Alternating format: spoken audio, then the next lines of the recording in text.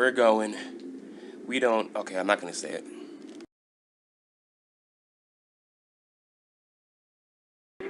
Today we are playing a great find here.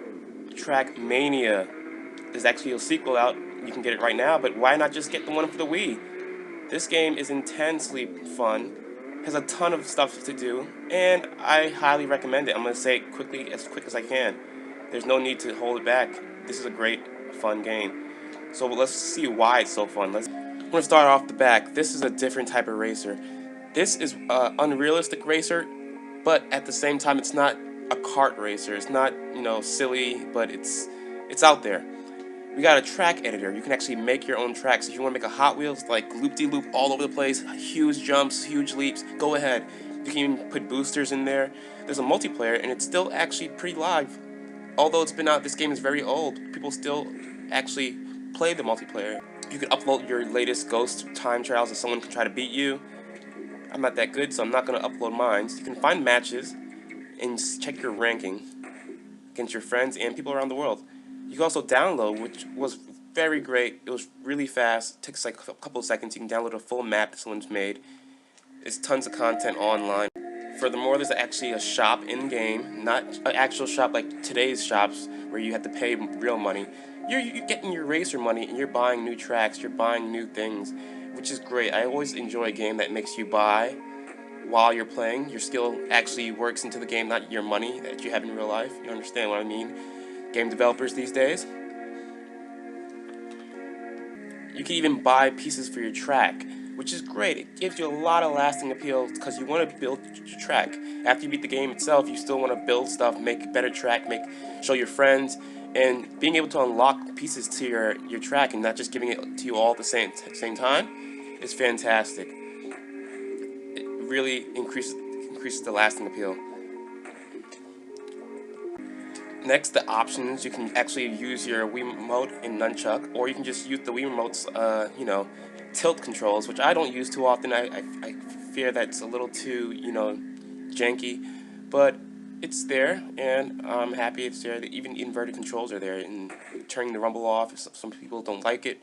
It's all very customizable, and they put a lot of work into this game. Even the names of your opponents can be, not shown while you're playing. Camera options, everything. It's all there, even your deck. Now let's get into the track editor itself. The track editor can be a little overwhelming at the beginning, but you can go through the tutorial. They have a great tutorial that shows you how to use everything. And for people who enjoy, creating things in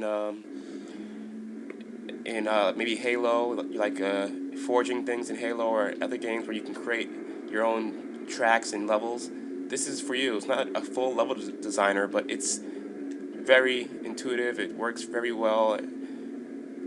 Things you unlock, of course, can be used in the track to better improve it. There's pieces you can use. There's tons of pieces. You can angle them any way you feel. Tons of things you can do with this. Put it anywhere. You can put it in the air. Make a castle in the air and make it a huge race where you're hopping off little building parts, and you can do anything you really desire. And the newer game even enhanced this even more, past what I could expect, because I thought this was very, very overwhelming, just the mass of things you can play with, and just your imagination, just to make anything you feel. Even more, at any time during the gameplay, you can quickly just swiftly just jump into whatever track you just made and test it out. You can drive around your track and figure out if it's working or not. But what part you really care about is the racing, so let's get into that. You actually have a ton of game to play in here. You have a ton of things to unlock, a ton of levels and races.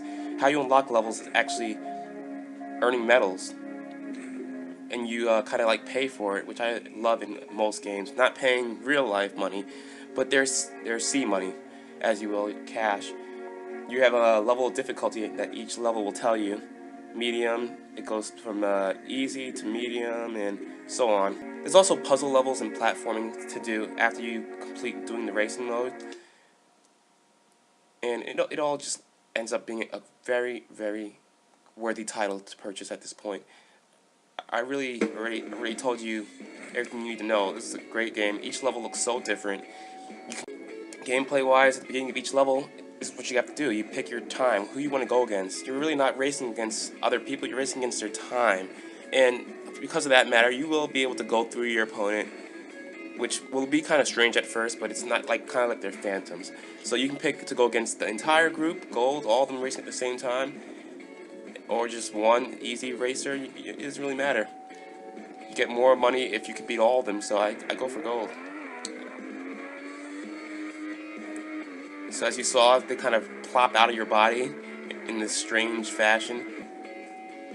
Before I head us out, I'm going to have to say a few bad things about the game. Even though I believe the game's great, there is a control issue. It's a little floaty at first to get used to. Most of your vehicles are already chosen for you, so it's not really a certain type of stat list that you're working against. Everyone pretty much has to focus on their skill and doing a little unorthodox racing, as you just saw. So sometimes you might handle the vehicle differently, and sometimes you might not even feel like the vehicle's even handled differently. What I mean by that is, in most games you have like a little stat list you can look over and check to see if your vehicle's fast or not. This game doesn't really have it here, so you're mostly just focused on, you know, short races and trying to improve your time. So if you don't like a vehicle, too bad, you have to race with it to complete this level. But there's only so much I can show you in this short review, because the game is very nice. It controls great sometimes. It can be a little difficult, sometimes it's a little easy. The graphics are amazing for a Wii game. Even not for a Wii game, the reflections on your car while you're driving, everything really works pretty well. And just the locales you'll be at will impress you. Let's not forget the music itself is fantastic. It has this nice upbeat feel to it, and it always will make you feel like you're playing in the 70s or something at the same time. It fits the tone of the game. Even the sounds of the car just jetting past, and the engine. It's just a game that got it right. Everything changes on dirt roads, the sounds, the effects. It's just amazingly done. I really have trouble finding anything really glaringly bad besides the difficulty spikes and maybe a few control issues, but you get used to that very quickly. And there's a lot of chances to just go off-road at any time, and the game does not bother to you know, tell you not to. It wants you to find new routes. There is a replayability, so if you want to watch your worst runs, you can go ahead and do that. What more can I just say? Really, I just really think you guys should try this game out. It's a fun game to try, and it gives you everything you want in a racer from other race car games in one tightly knit package. You just gotta try it, and I think it's worth the buy. If your friend has it, buy it from him. Do anything you can to try this game out. It's well worth your money.